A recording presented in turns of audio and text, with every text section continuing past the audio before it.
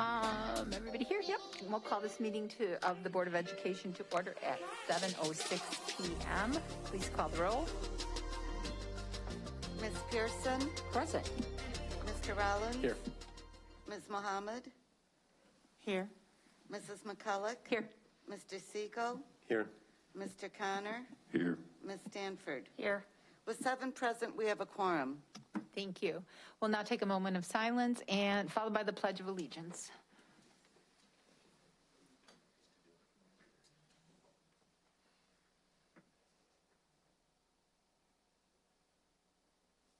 I pledge allegiance to the flag of the United States of America and to the republic for which it stands, one nation, under God, indivisible, with liberty and justice for all.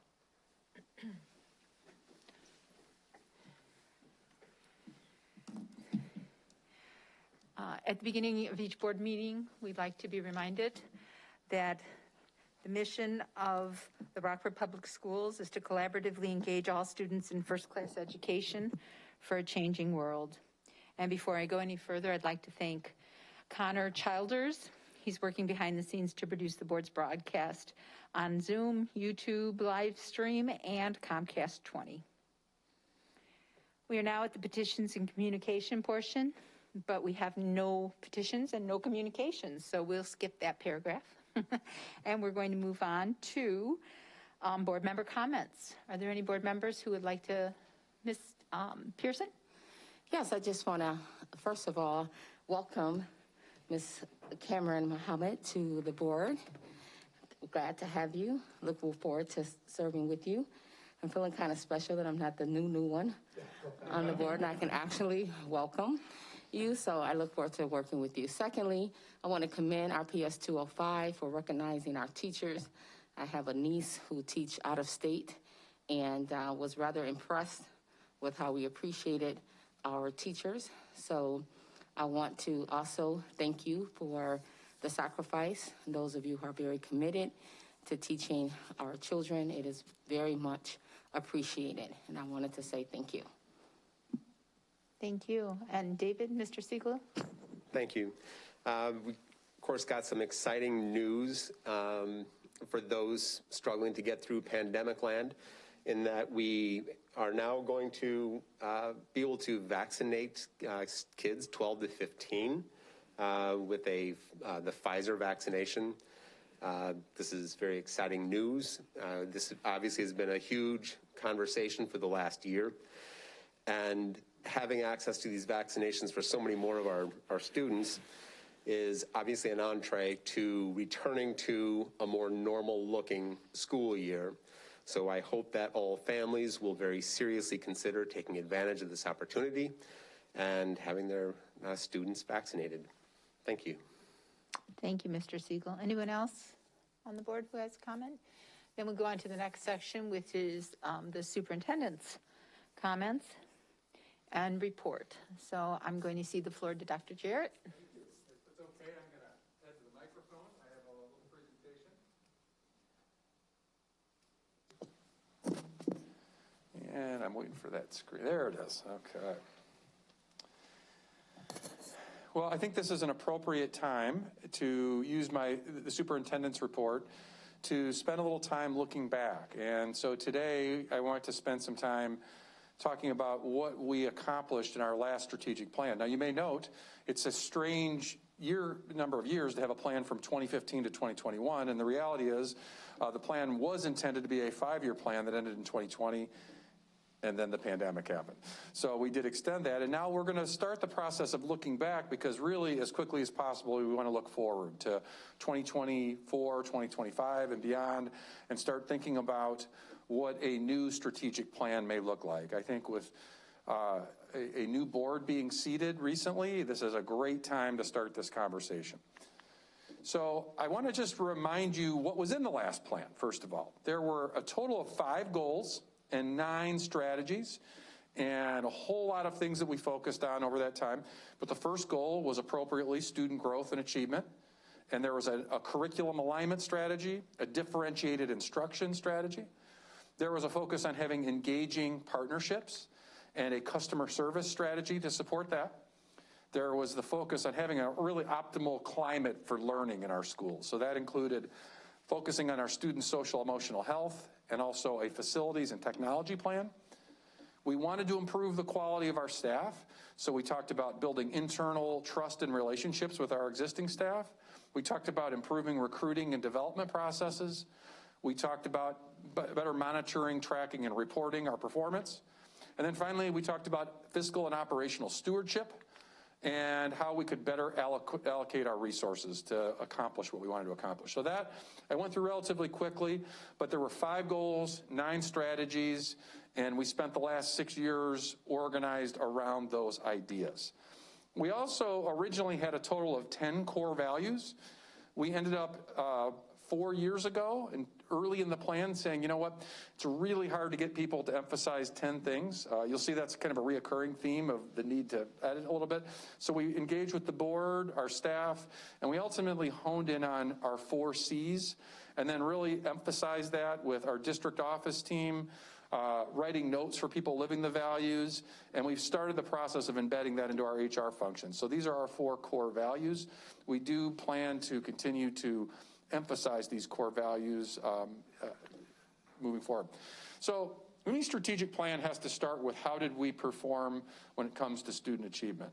And these are some of the core metrics we really honed in on improving: graduation rate, early college credit, on-track rate, SAT, IAR. There's also some things about student discipline. And what I'm going to show you when we go through these is where we were kind of when the work started, where we ended by 2020, because in many cases we don't have really accurate 2021 numbers yet, or in some cases you only have through 2019.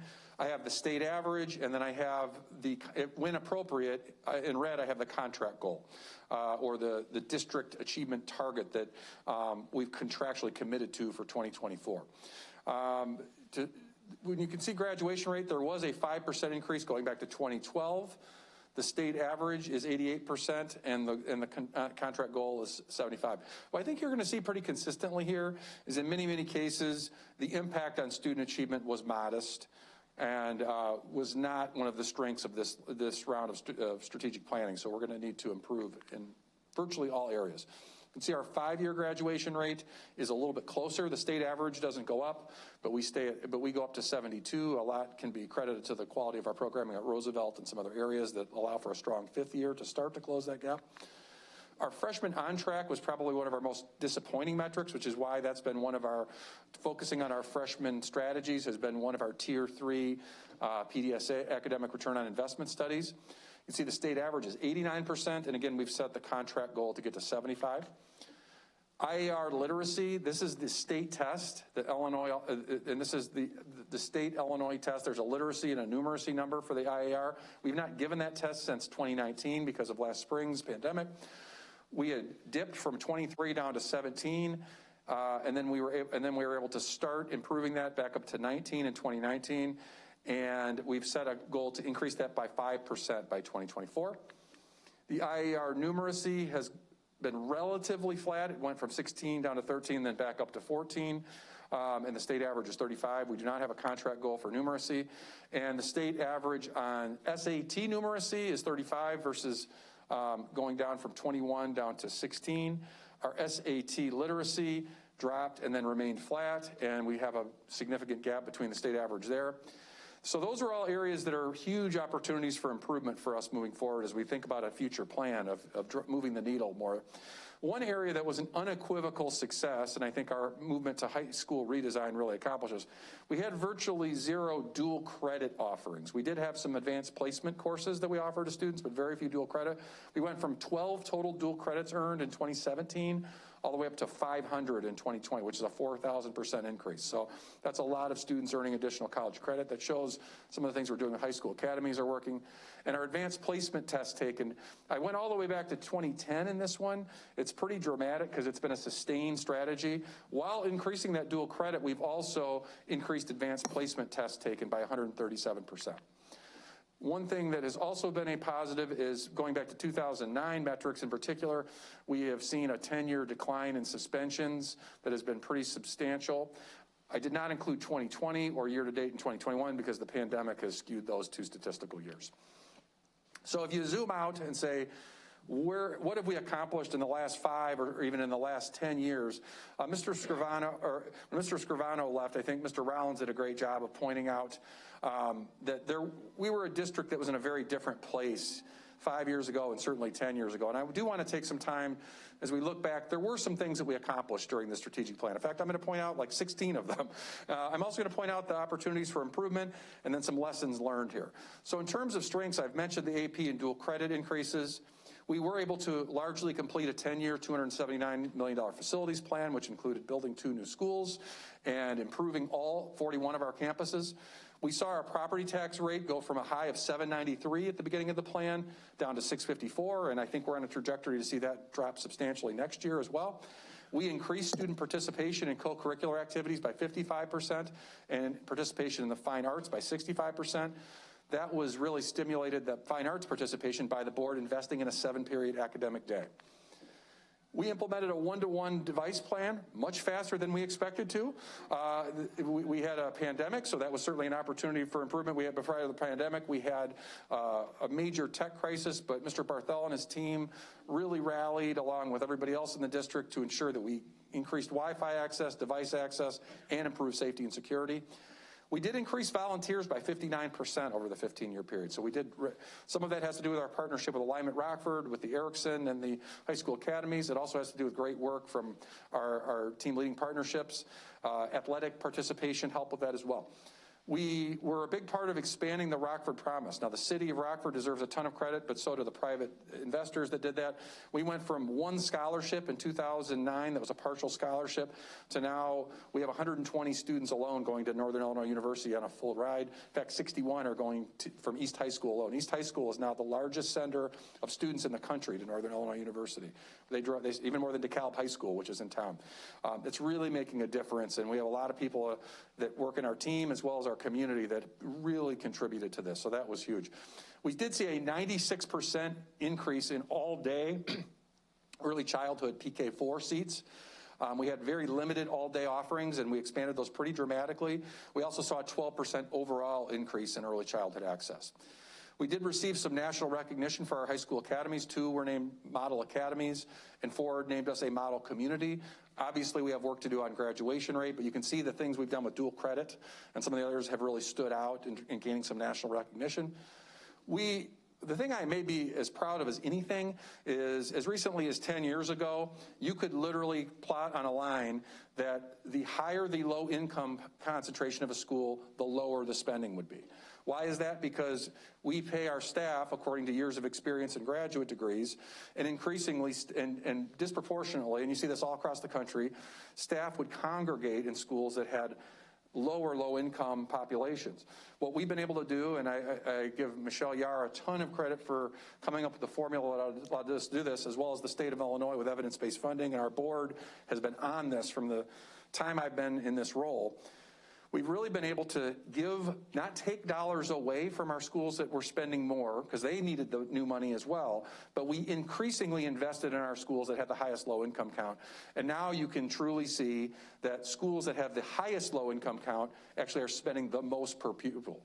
It's very, very telling when you look across our system, and that's something I think we can be proud of. It has not solved our problems with student achievement yet, but it has started to create the conditions where under-resourced schools now have the most resources in terms of dollars spent.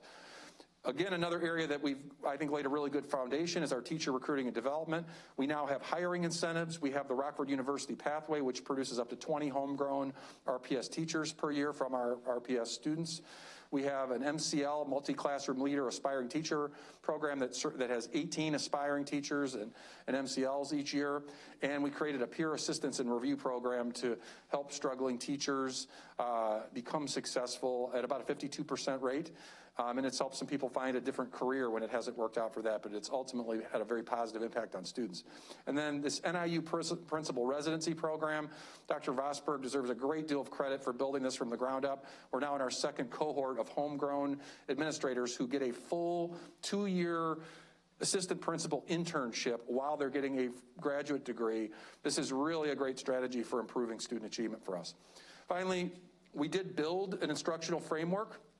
We did not have a consistent curriculum or assessment system, and we were able to build that. We improved our communication tools in a whole number of areas.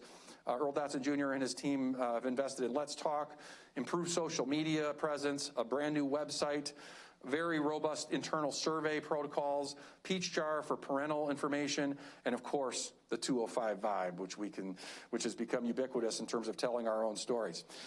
We've developed an academic return on investment framework for tier 1, 2, and 3 programs so we can really focus in on areas to make sure we're getting our money's worth on things we are investing in as a district. I mentioned an example of that being our freshman on track strategies.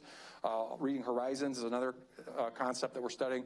And then finally, we talked about the progress on incorporating core values. So when I look back on 5 or 6 years, that's a lot of things, but you can see we're also spreading our impact pretty thin. And there were some things that we needed to improve as well. We did not have the impact we wanted to see on student achievement. I don't think anyone can look at those student achievement scores, and starting with me, and you can see we have very ambitious targets over the next 3 years to improve those. Limited impact on staff engagement. While we have invested pretty heavily, there's still a great deal of work to do to build strong and lasting relationships with our staff. We did not see major increases in Net Promoter or staff engagement scores. They were modest. They were not significant. Staffing challenges remain. We still have buildings that are hard to fill. We have positions that are hard to fill for teachers, substitutes. I could add in bus drivers. I could add in paraprofessionals. There are many, many positions that we need to continue to improve our staffing ratios. And then finally, district equity challenge continues. Embedded in that student achievement is the fact that we did not make any kind of significant improvement with African-American student performance. African-American students are still the furthest away from our targets in literacy, numeracy, and graduation rate. That's an unacceptable outcome that we have to make progress on. Additionally, parent and family engagement. This is an opportunity for improvement. We saw, as we surveyed our parent and families, while we saw an increase in volunteers in some other areas, there still are a large number of parents that we are not reaching and community members that we are not reaching. Inconsistent implementation of curriculum assessment. While we did build this massive 5-year curriculum and assessment program, we are not implementing all of it with fidelity, and that is impacting student achievement, obviously. Inconsistent implementation of our MTSS system, multi-tiered system of support, so it's how do we support our struggling students. We need improved execution there. And then finally, we talked about needing to make sure we get data in the hands of teams of teachers, individual teachers, schools, departments. We've made progress, but our data warehouse and some other areas need to be improved and more widely utilized. Now let me step back and say, a lot of exciting things to be proud of, a lot of things that are very clearly in need of improvement. I went and looked at, okay, what makes a successful strategic plan? There was a top 10 list I found that I thought was really appropriate, and I picked the 4 that I thought were really great fits for us here, and I wanted to apply it to a really big lesson I think we collectively have learned as an administrative team, and I would suggest the board contemplate as we determine a new plan. One is, don't just layer new initiatives on top of existing ones. We started with over 70 we called them key concepts that we were investing in. When you have 70 things that you're prioritizing, in many ways you're not prioritizing anything. Develop a short list of high impact priorities. I mentioned the 5 goals, the 9 strategies. We also had 37 core measurements we were trying to move. When you're focusing on improving 37 things at once, there's going to be some problems. It spreads your focus. Establish clear implementation and monitoring process. This is where I have to personally fall on this one. In my tenure, we have used 3 evaluation tools for the superintendent, and we have had 4 different reporting systems. That has got to be consistent over time. It's hard to have year-over-year improvement if we are not staying consistent in how we evaluate success. And finally, we really need to have a cogent theory of action. If we do this, then this will happen. And so we're going to be talking a great deal about how our accountability framework is going to be our theory of action for how we not only move those district-wide goals for graduation rate, et cetera, but that we also individually improve all schools and that everyone knows what their role is to make that theory of action happen. Long story short, we accomplished a great deal, fell short in a number of areas, but we ultimately suffered, I believe, from a lack of focus. And as we look at a new plan, my advice to our district is that we really find ways to hone in and focus so that we can lock in on a small number of things that are going to have the greatest impact. And that's going to be an important part of our process. So with that, I will turn it back to the board. Thank you for giving me some time to catch us all up on the last 10 years in 15 minutes or less.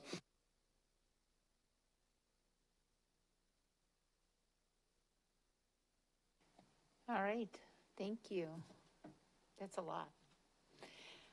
Seeing no lights on, we're going to proceed to the internal, external stakeholders committee items. Mr. Siegel, are there any follow-up items? There are no follow-up items as yet, but we did meet yesterday with Senator Steve Stottleman, and next Monday we will meet with Representative West. So we are building a report from our legislators for the June meeting. Excellent. Thank you. And we are next at the performance monitoring committee items. Mr. Connor, are there any follow-up items from the committee of the whole? Clearly, we have the ones that are listed. Is that what you're? Right. If that's what you're referring to, yeah. Yeah, we have the items that are on the agenda, and we're starting with board policy 4.10. And do you want to? Well, we'll go through them one at a time. Is there any additional items for the no, agenda? I mean, okay. yeah. Let's go ahead and head on to the action items. So board policy 4.10 operations, fiscal and business management. Is there a motion and second to approve item 6A board policy 4.10 on operations? So moved. Second. And a second. Thank you. Is there any discussion? Seeing none, I'll ask the coordinator to call the roll. Ms. Pearson? Yes. Mr. Rollins? Yes. Ms. Mohammed? Abstain. Mrs. McCulloch? Yes. Mr. Siegel? Yes. Mr. Connor? Yes. Ms. Stanford? Yes. The motion passes with 6 yeses, 1 abstain. Thank you. Is there a motion and a second to approve item 6B, the student code of conduct? So moved. Second. Thank you. Is there any discussion? Seeing none, I'll ask the coordinator to call the roll. Excuse me. Oh, I apologize. I missed your light. Ms. Pearson? So where it relates to the student code of conduct, and I understand that it is, we had very little parental involvement. What can we do differently to improve the involvement where it relates to the student code of conduct? Ms. Lawrence is going to come up. I will tell you, I asked that question on the board floor about numbers because in the past they've done a good job of having meetings and parents were attending, and I wondered how COVID had affected that, and clearly trying to do things remotely made such a difference. But Ms. Lawrence, you have the floor. Thank you. The plan moving forward is to start the code of conduct review a bit earlier. So I'm going to be meeting with some principals this summer, principals and assistant principals, and come up with a plan so that we can solicit community members and parents to be involved. I think part of the, from what I've heard, part of the... Ms. Lawrence, can you please pull your mask up? Thank you. Part of the hesitation for some of this year was that all of the meetings were close in proximity, and they were virtual. So I think moving forward, what we'd want to do is spread those out so that parents aren't coming every week or every 2 weeks, that we have those at a wider space of an interval, if that makes any sense. So that where they're not giving up a night a week for a month. Okay, thank you. I have one other question. Sure. So, and I can appreciate the glossary that's in the back of the student code of conduct, because it really helps people understand the terminology used in the handbook.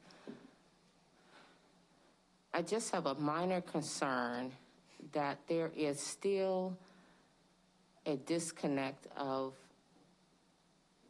parents really understanding terminology. So there's generational issues that affects the conduct of our students. And I think it is important that we make it clearer and the community really understand the consequences from elementary through high school of the code of conduct, because the community is hearing that even elementary kids are getting consequences that would be inappropriate.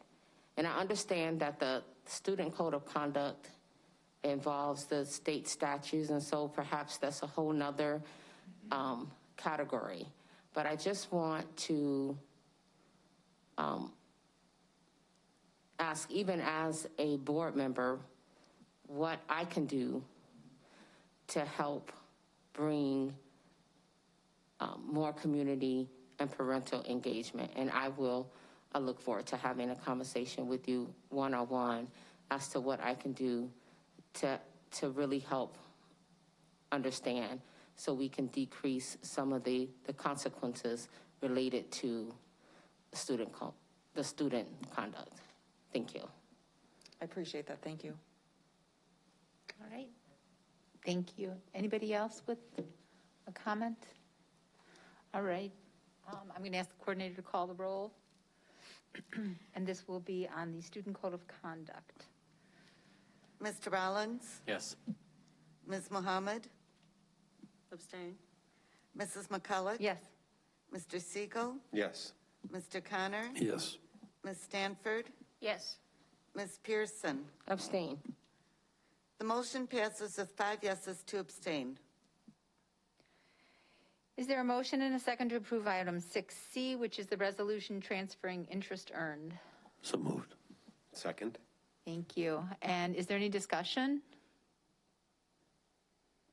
Seeing none, I'll ask the coordinator to call the roll. Ms. Mohammed? Abstain. Mrs. McCulloch? Yes. Mr. Siegel? Yes. Mr. Connor? Yes. Ms. Stanford? Yes. Ms. Pearson? Yes.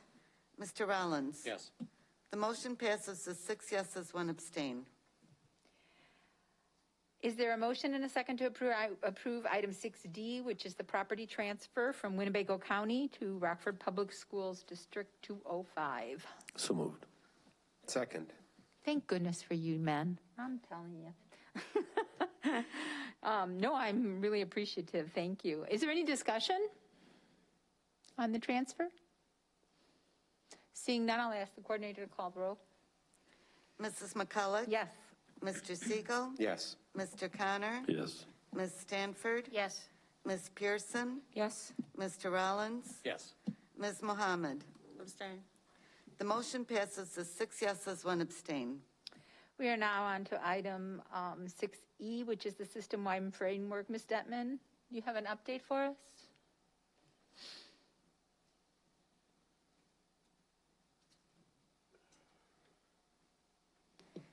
Dr. Jarrett, do you have the, yes.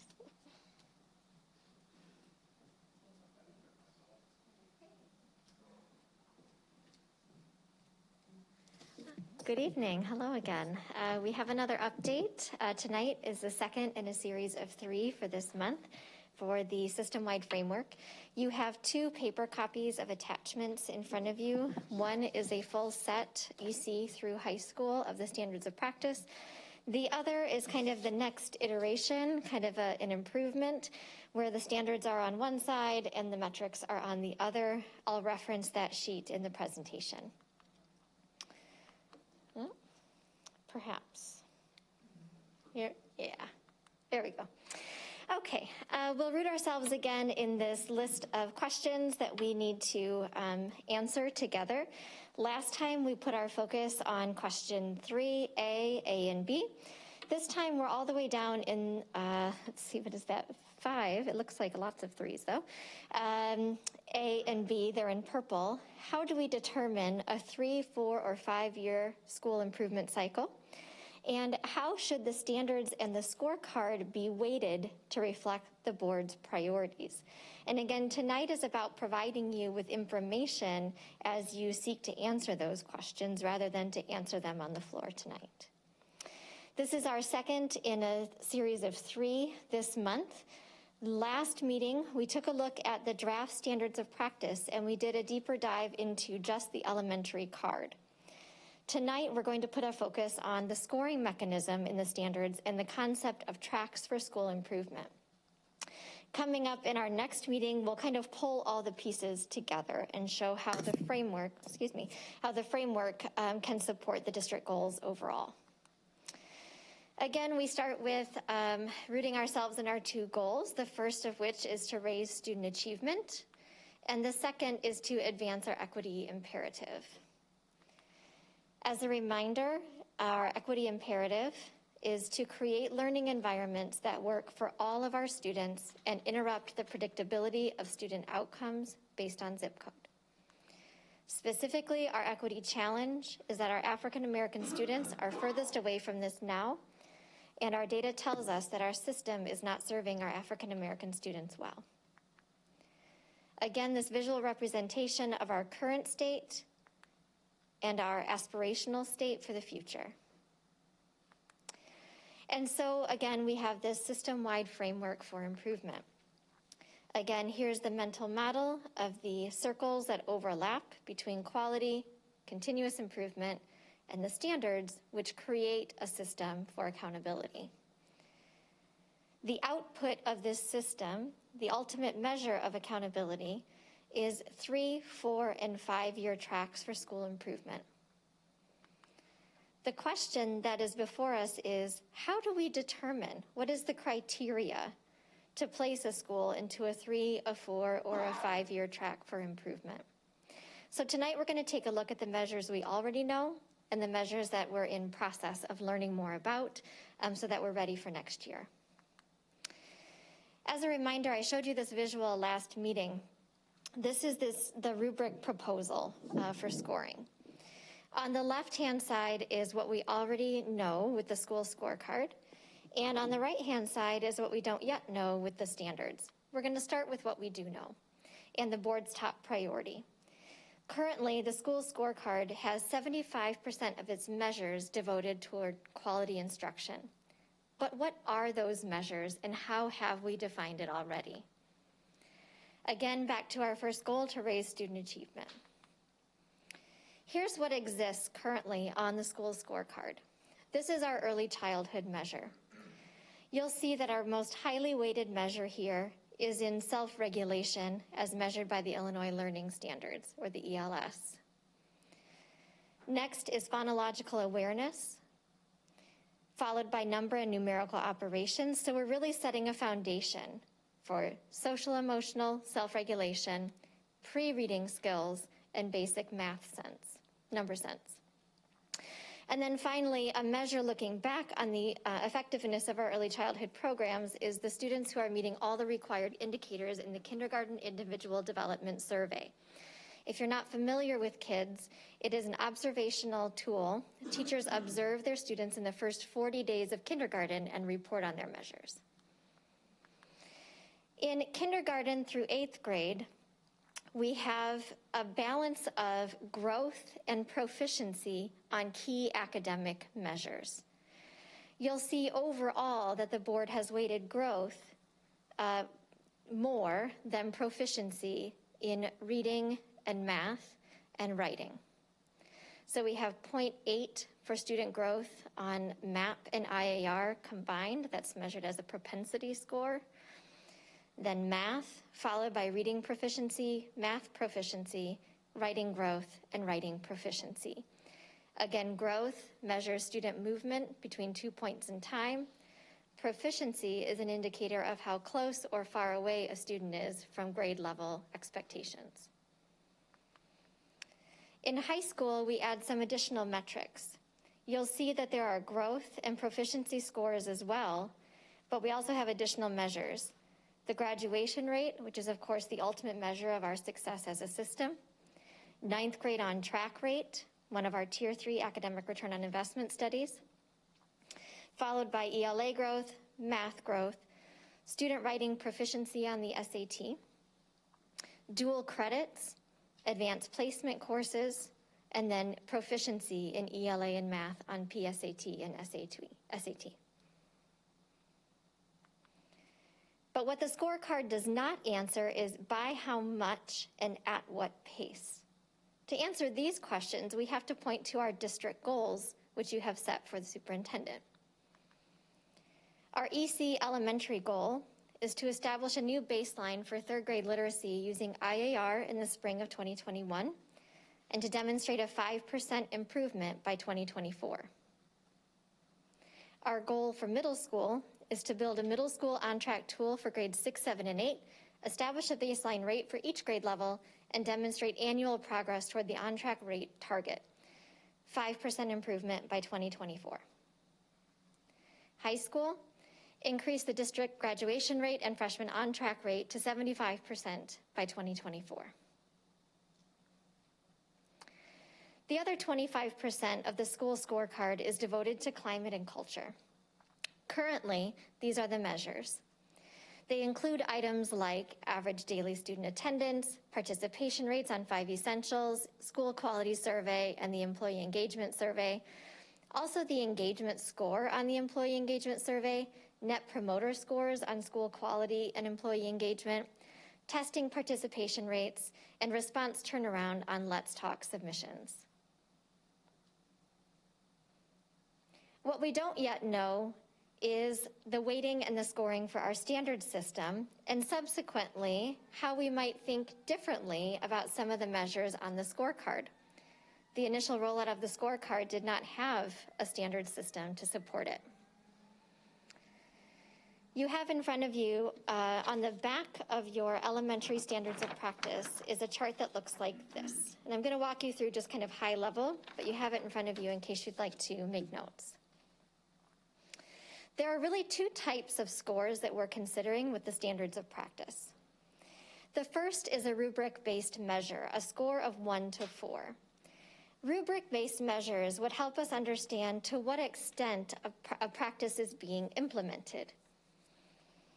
It relies on current data and a research base to help us determine what the thresholds would be on the rubric for each score. So we've removed percentages from the standards of practice, and instead we would find them in the rubric. For example, reading horizons. There is an observation coaching checklist that kind of is our data collection tool. What we really want is 100% of our teachers meeting at least 80% of the items on that checklist. A rubric might say 90 to 100 is a score of 4, 80 to 90 is a score of 3, 70 to 80 is a score of 2, and below 70 is a 1, for example. We're gathering a nice body of data with our academic return on investment study right now that would help us determine the right thresholds for those cut scores. The other type of metric would be a binary metric, and that's a simple yes, no. It is there or it is not. It answers the question, does this practice exist? But it does not answer the question, to what extent? Why would we ask binary? Why would we measure in a binary way? There are a few practices that really, what we're trying to get at are things that are really difficult to measure, like relationships, for example. So if you look in some of the standards of practice under the relationships bucket, you can see that the practice is around having an action plan with 4 key components in response to the school quality survey or the employee engagement survey. Simply having the action plan does not necessarily give us any indication as to the quality of implementation or how people are feeling on a daily basis about the culture in that particular school. What we're recognizing is in order to really get at that, we need an ongoing monitoring system to help us really understand the climate and culture of the school on a regular basis, not just at the end of 1 year and not at the end of every 3 years. We need a system of more rapid data generation and observation. We haven't developed that system yet. But what we know is school quality survey and employee engagement surveys are really good measures and really good data sets to plan around for school leaders. What we're exploring right now is the relationship between the standards component of our system and the quality component of our system. So these binary measures might say, yes, the action plan exists and is documented. And our quality system will help us know to what extent and to really look at the conditions that are being created in the school to support learning and to support high quality and trusting relationships. We're not quite there yet. So we are working on prototyping to discover how we might measure these more relational metrics in a really meaningful way. And so that's the process that we're in right now. We are using the prototyping process as I described previously, and the cycle looks like this. We begin with concepting. We had a 2-hour meeting this week where we had kind of rapid cycles every 15 minutes. For every standard of practice, we had that standard sort of owner join in and start talking about what are the data elements, what is the rubric, who needs to measure, what are the things that you need. So we answer these questions, what could this look like? What do we need and who do we need in order to do this work? That's our concepting phase. We'll quickly move to prototyping, where we're going to build the possible tools and then visualize the collection process with end users, and then we'll give it a whirl. We'll test it out. The testing phase then asks, did this work like we thought that it would? What needs to change? And then we start again, concepting, prototyping, testing, and we keep iterating until we get it right, or as close to right as we can prior to our official launch.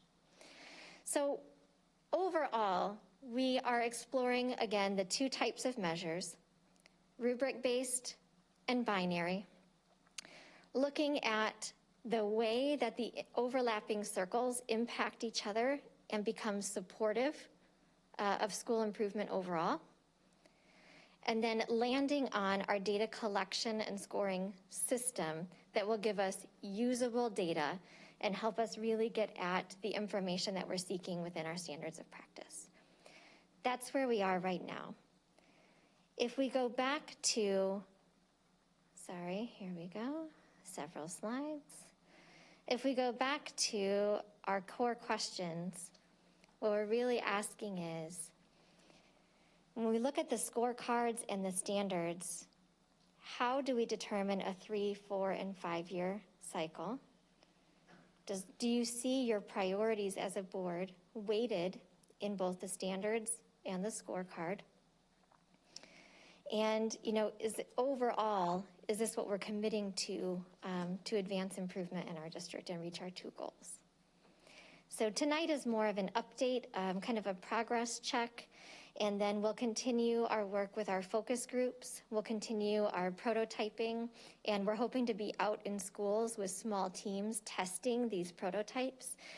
So we'll be out in classrooms looking for number talks. We'll be talking with instructional coaches and principals about reading horizons, asking ourselves, how are we going to audit units of study, for example? What does it look like for FSA collection? And we'll be going measure by measure, testing our prototypes on how we would collect this data alongside our end users and our focus groups. And I'm happy to entertain any questions that you have. Yes, Ms. Mahad. Hi, so I remember the last time you went over this presentation with us, and you mentioned that for the focus groups that they already consist of groups of students as well as teachers, correct? We have teachers and principals. We don't yet have students or community members and parents. Okay, so do we have any progress on the community members and parents when we'll start getting focus groups participation from those individuals? We do not have a solid plan yet. We've just begun starting to plan for that work stream. I think it's our 6th work stream now that we'll be ready to get started with. Thank you. You're welcome. Thank you. Mr. Connor? Yeah, slide 20.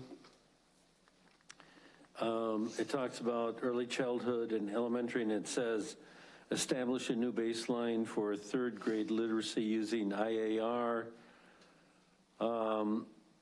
And I assume that's from the spring of 2021. So is that telling us that we're going to create a baseline based on the IAR that was just done or is in progress of being done right now? At the point of our last conversation, that is what we agreed to. I'm not sure, Dr. Jarrett, if we're going to revisit that decision. Yeah, I think we're going to have to see what the actual total number of students who took the test. The other option would be we could go back to 2019 as well. Okay. That's our last valid test. The reason I'm asking is if I'm correct on this, that remote students, We brought remote students in to test, and we're kind of waiting on those final numbers to see where we were at for each school. There's a confidence interval that we would like to see, we'd like to get to, which ideally is 95+% of students taking the test. Otherwise, we'd have some skewed results. So this was the initial intent, but we will have to have a conversation with the board on one option would be to move the baseline to 2022. One option would be to move it back to 2019. The third option would be to use 2021. So this is sort of a placeholder until we have more information about what our actual testing, not how they, we won't be waiting to see how they did. We'll be waiting to see how many took the test. what the participation was, yeah, because Yes. that is one of the things I've heard is that participation was down, so that's why I wondered when I saw this. Okay. Yes. And while we're waiting for the final numbers, I just have to give a major plug to our schools who worked very, very hard to accommodate remote families. and bring Do we have a sense of timeline on that? A month, 2 months? We should have we may have our participation rates accessible, this week, next. Okay, so soon on that one. So we'll get feedback on participation levels for this, okay. Mr. Rollins? Yeah, I've got the same question on slide 20 as I've got on 21. So it says demonstrate a 5% improvement by 2024 over the baseline. Do we really mean 5 percentage points, I hope? Or are we talking about 5 percentage points, yes.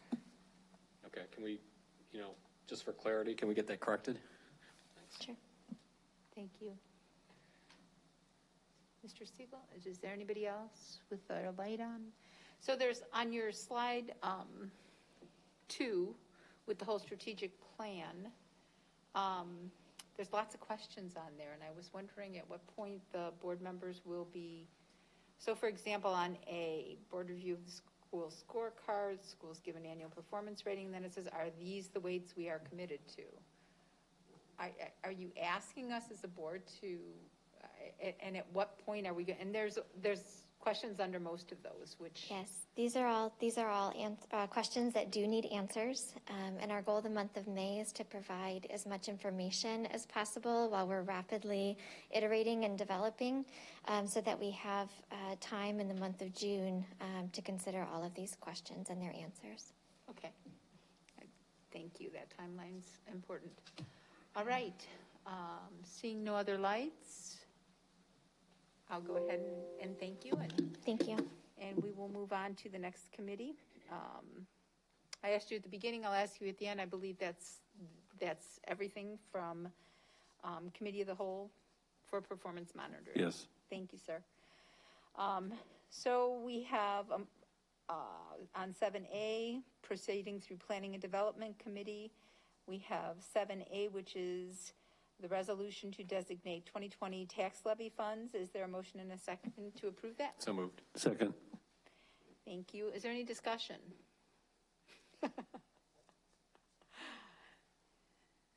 Seeing no lights, I'll ask the coordinator to call the roll. Mr. Siegel, Yes. Mr. Connor, Yes. Ms. Stanford, Yes. Ms. Pearson, Yes. Mr. Rollins, Yes. Ms. Mohammed, Abstain. Mrs. McCulloch. Yes. The motion passes with 6 yeses, 1 abstain. Mr. Rollins, are there any other items that you'd like to update us on from Planning and Development Committee? There are no other items from the Planning and Development Committee. Okay, thank you. We don't have anything from the Governance Committee, so we're going to move right on to consent agenda items. Those from the Performance Monitoring Committee. Payroll, accounts payable, purchase orders, construction pay request log, fiscal year 2021 third quarter treasurer's report, fiscal year 2022 student fees, Fierce Incorporated, intergovernmental agreement with the City of Rockford for lease services, the IFB 2124 Haskell School Parking Lot Replacement Project, IFB number 2136, the milk and dairy products, IFB number 2137 for refrigeration service, IFB 2140 for the Sterling Holly parking lot sealing and striping. For Tier 1, the K-12 Insight Making Feedback Matter workshops. Tier 1 PDSA, the RPS 205 mobile app. For 10A, the RFQ 2122 engineering services. For 11, consent agendas from the governance are A, meeting minutes, B, contract purchase orders, C, memorandum of understanding with the Rockford Building and Maintenance, IEA, NEA. Item D is the memorandum of understanding with the Educational Office Personnel Association. Item E, the Educational Interpreters Association. Item F, the salary increase for RPS 205 substitute teachers employed through Kelly Services. Item G has been pulled. Item H is the Freedom of Information log. Is there a motion and second to approve these consent agenda items? So moved. Second. Thank you. Are there any consent agenda items consent items that the board members wish to have pulled for separate consideration or conversation? Mr. Connor, go ahead. Number 9, J. Okay. And then number 9, N. N is in Nancy. N is in Nancy, yes. Thank you. Mr. Rollins? I'll add 9L as in Lima. Thank you. I forget what's the right one for N in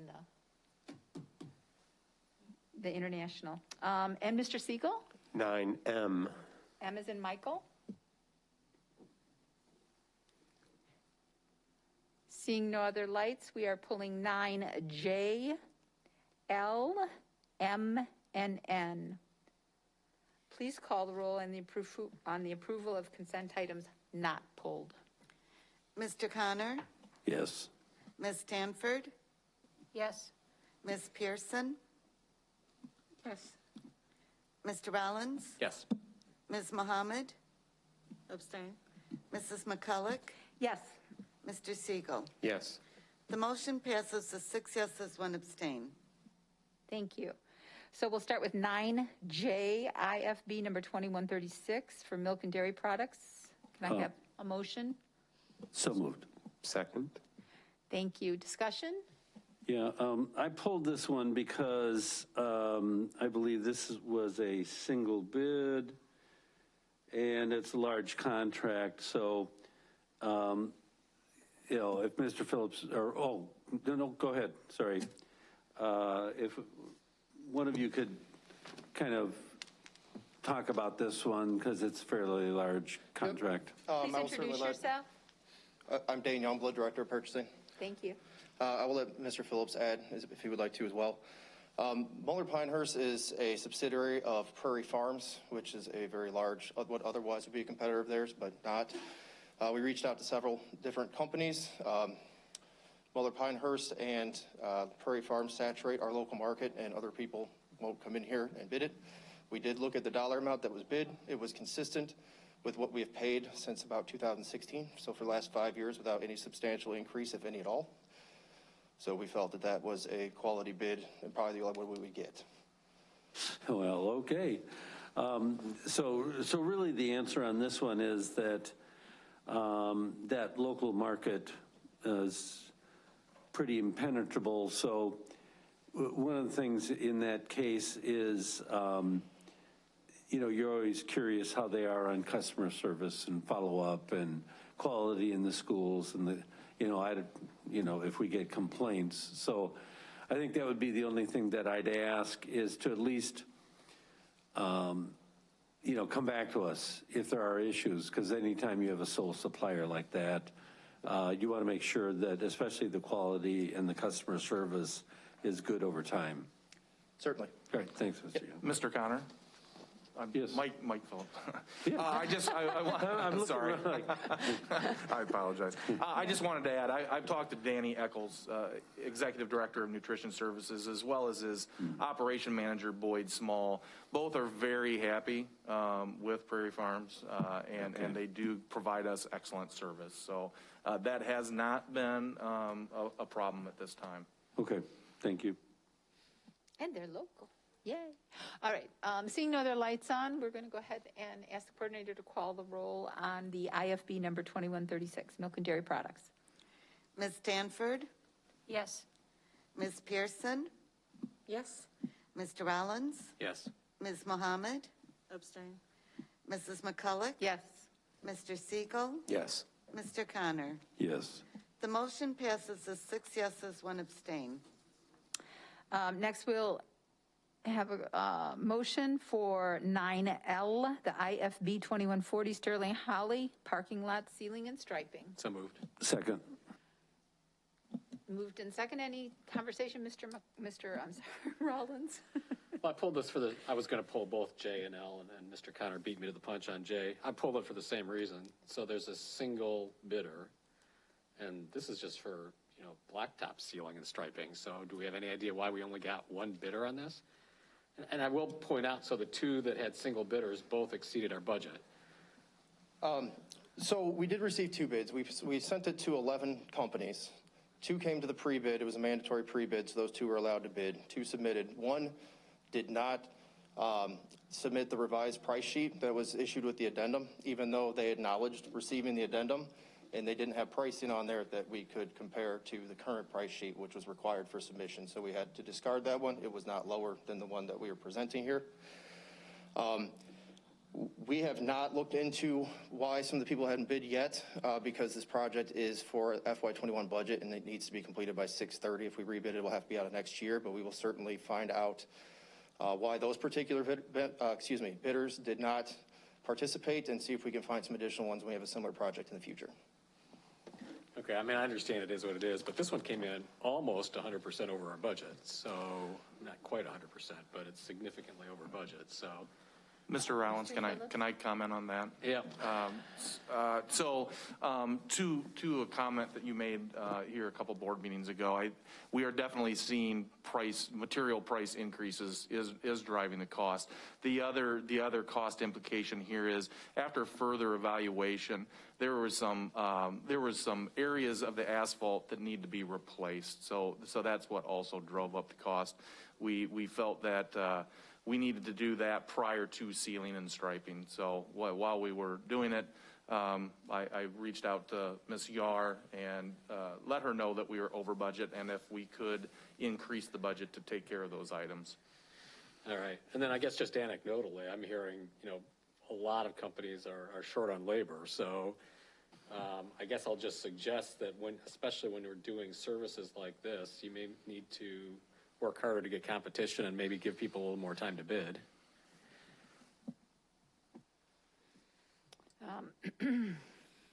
Seeing no other discussion, lights on for discussion, I'll ask the coordinator to call the roll on the IFB 2140 Sterling Holly parking lot ceiling and striping. Ms. Pearson, Yes. Mr. Rollins, Yes. Ms. Mohammed, Abstain. Mrs. McCulloch, Yes. Mr. Siegel, Yes. Mr. Connor, Yes. Ms. Stanford. Yes. The motion passes with 6 yeses, 1 abstain. Thank you. Moving on to 9M, Tier 1, the K-12 Insight Making Feedback Matter Workshops. So moved. Second. Thank you. Moved and seconded. Let's, Mr. Siegel. Thank you. I see that there are 4 proposed workshops, 2 for the first year and 1 for each of the subsequent years. I guess my question is, if we're having 2 workshops in the first year, would we not need the same in the subsequent years?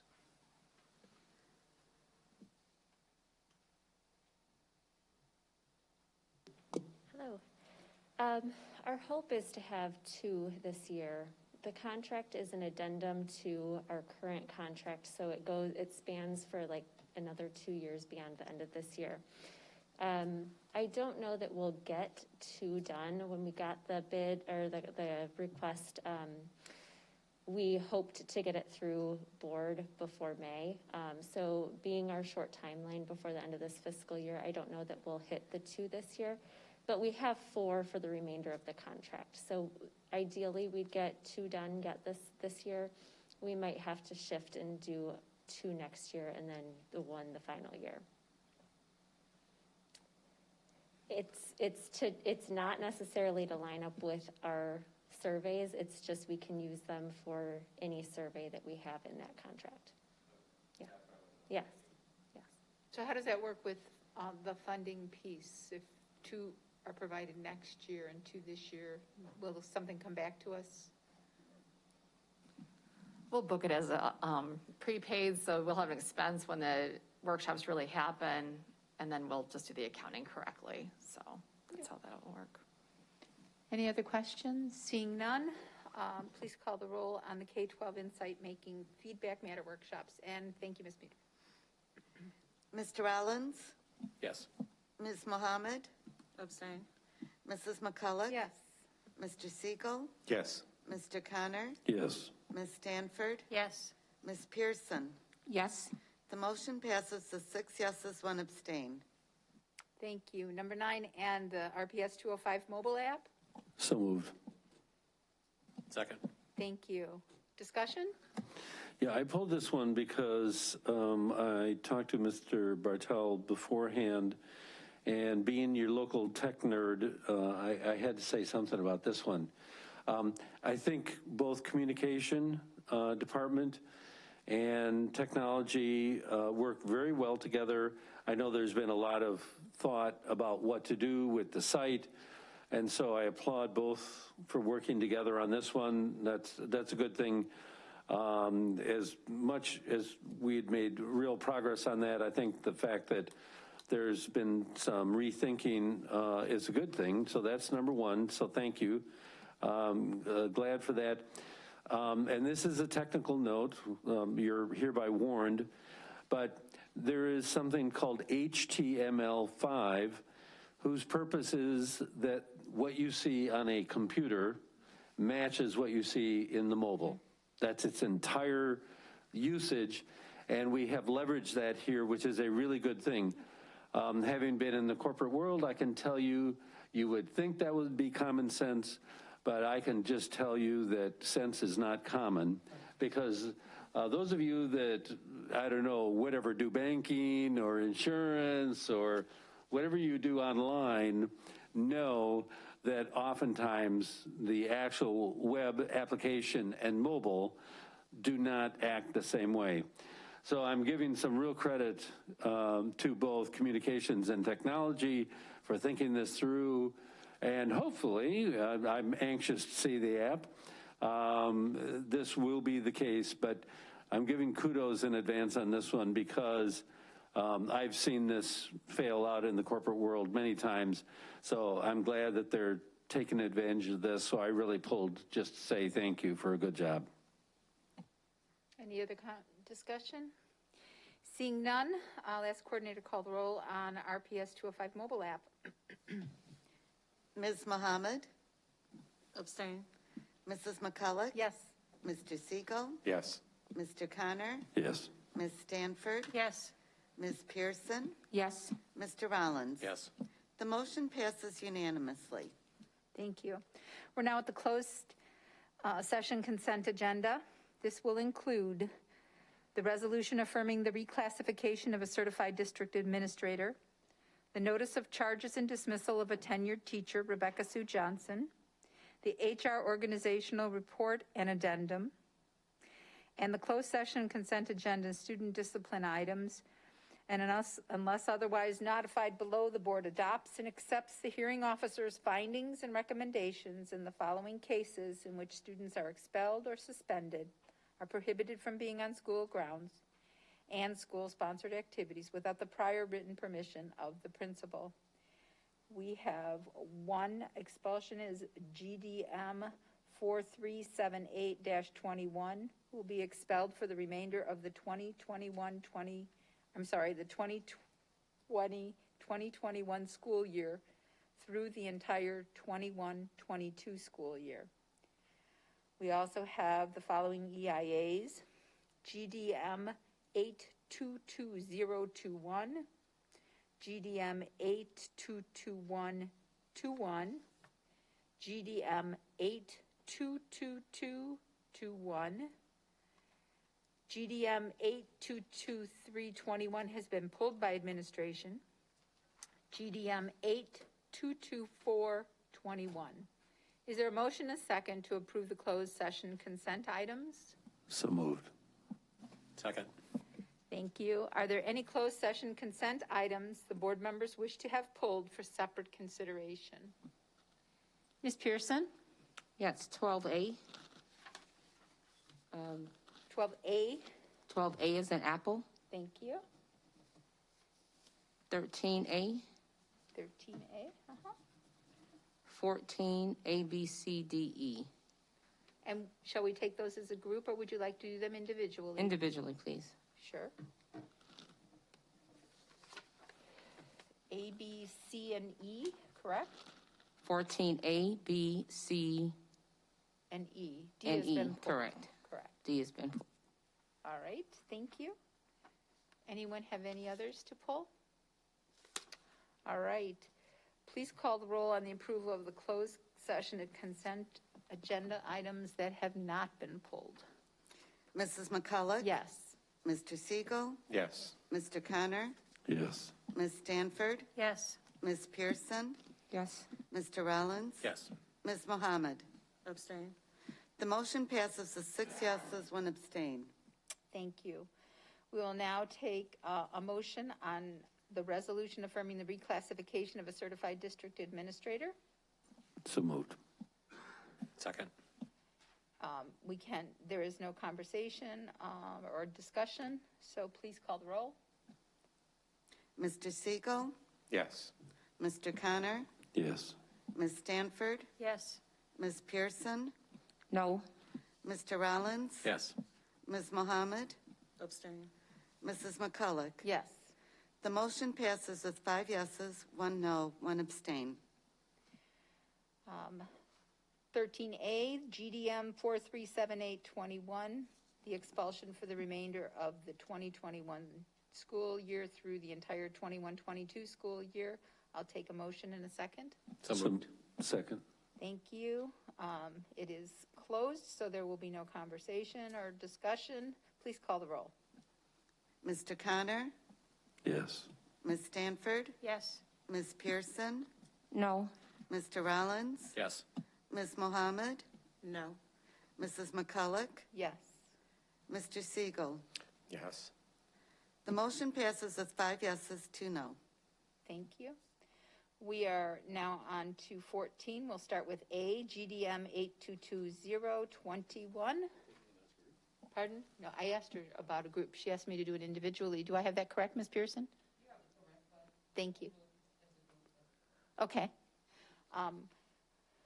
We will take them as a group then. 14A, GDM 8220-21, GDM 8221-21, GDM 8222-21, and GDM 8224-21. Do I have a motion and a second?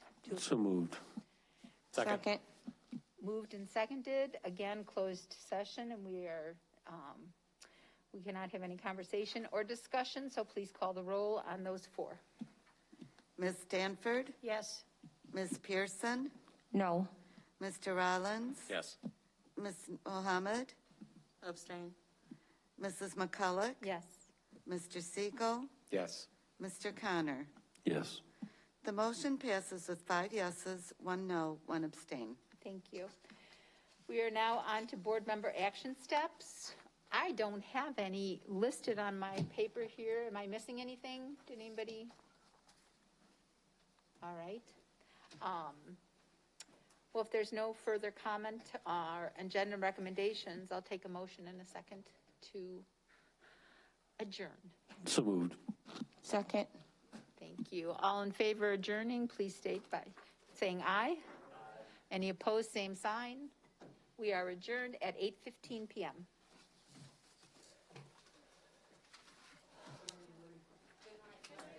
So what about things like our strategic plan or our building?